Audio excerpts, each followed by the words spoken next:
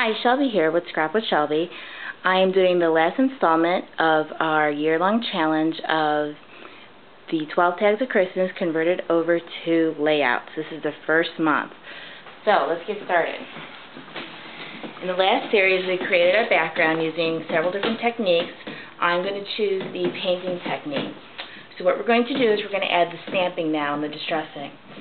You need any kind of flourish stamp. I chose this set, but I really am only going to use one of the stamps. You don't really need a whole bunch of them.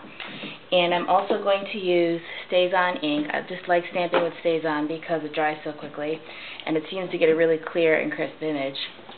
And then I use a piece of packing foam in the back because when you stamp, it gives you a nice clear image. The stamp just sinks into the paper, and you just get a better image.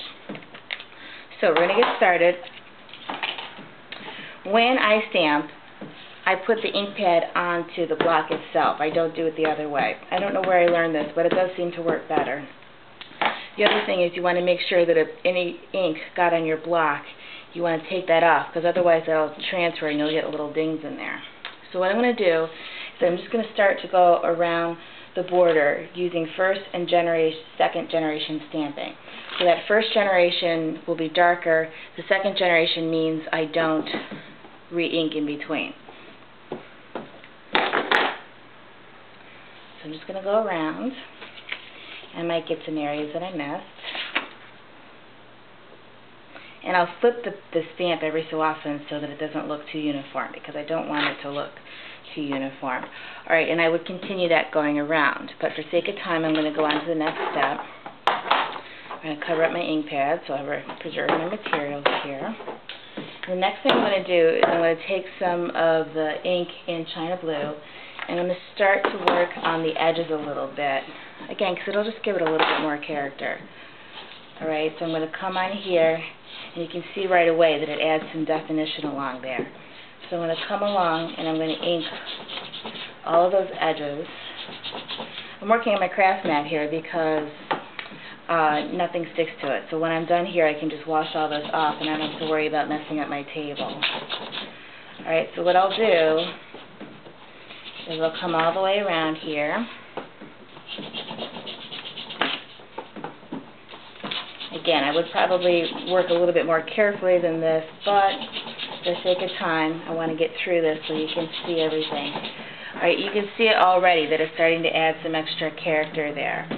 Alright, I'm going to switch over to this end so you can see how it looks up against the blue.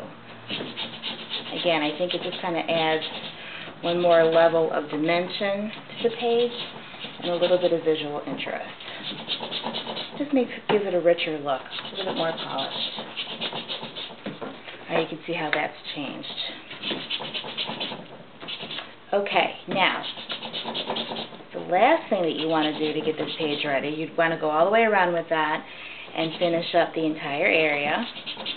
But the last thing that you want to do is get some kind of icon and flourish ready, which of course mine have disappeared.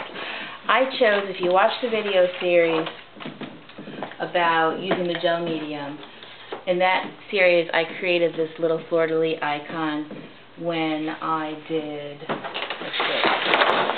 this page. So that was on there and we stamped all around there. This is what's left over. So I'm going to recycle that and that'll go on my page.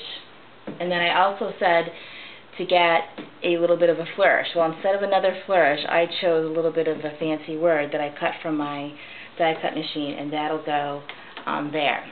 So if you want to get more details about this challenge, go to the Scrap with Shelby forum for the first month, and you will have all of the month of February to create this layout and post it to be entered in the contest. I will finish this layout and have it posted by the end of February, and then we can all compare notes. But in the meantime, hopefully I've given you some ideas on how to create a layout for this challenge. Thanks for watching, and I'm looking forward to seeing what you create.